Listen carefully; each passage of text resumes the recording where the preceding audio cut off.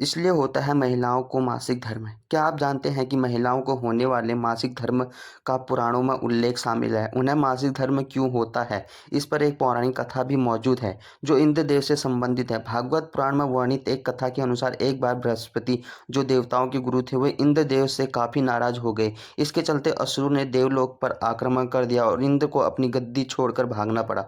असुरों से खुद को बचाते हुए वे सृष्टि के रचनाकार भगवान ब्रह्मा के पास पहुंचे और उनसे मदद मांगने लगे। तब ब्रह्मा जी ने उन्हें बताया कि उन्हें एक ब्रह्मज्ञानी की सेवा करनी चाहिए।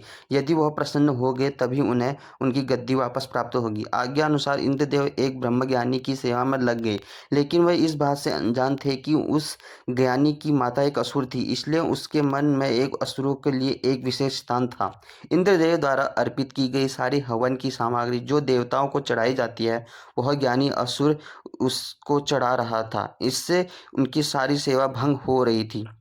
जब इंद्रदेव को सब पता लगा तो बेहद क्रोधित हो गए और उन्होंने उस ब्रह्मज्ञानी की हत्या कर डाली। एक गुरु की हत्या करना घोर पाप था, जिस कारण उन पर ब्रह्मा हत्या का पाप हो गया। ये पाप एक भयानक राक्षस के रूप में इंद्र का पीछा करने लगा। किसी तरह इंद्र ने खुद को एक फूल के छुपाया और 1 लाख साल तक भगवान विष्णु की तपस्या की।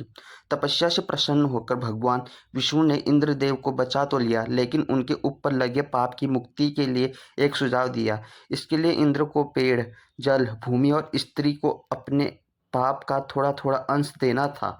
इंद्र के आग्रह पर सब राजी तो हो गए, लेकिन उन्होंने बदले में इंद्रदेव से उन्हें एक वरदान देने को कहा। सबसे पहले पेड़ ने उस पाप का 1/4 हिस्सा ले लिया, जिसके बदले में इंद्र ने उसे एक वरदान दिया। वरदान के अनुसार पेड़ चाहे तो स्वयं ही अपने आप को जीवित कर सकता है। इसके बाद जल को पाप का हिस्सा देने पर इंद्रदेव ने उसे अन्य वस्तु को पवित्र करने के लिए शक्ति प्रदान की।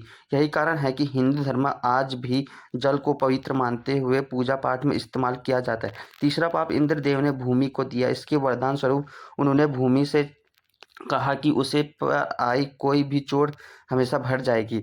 अब आखिरी बारी स्त्री की थी। इस कथा के अनुसार स्त्री को पाप का हिस्सा देने के फलस्वरूप उन्हें हर महीने मासिक धर्म होता है, लेकिन उन्हें वरदान देने के लिए इंद्र ने कहा कि महिलाओं पुरुषों से कई गुना ज़्यादा काम का आनंद उठाएगी। इस दौरान वह ब्रह्मा हत्या यानी कि अपने गुरु की हत्या का पाप ढो रही होती हैं, इसलिए उन्हें अपने गुरु तथा भगवान से दूर रहने को कहा जाता है। यही कारण है कि प्राचीन समय में से ही मासिक धर्म के दौरान महिलाओं को मंदिर में जाने की मनाही थी। अगर आपको कहानी सही लगी तो मेरे चैनल को सब्सक्राइब कीजिए। वीडियो देखने के लिए धन्यवाद। जय श्री राम दोस्तों।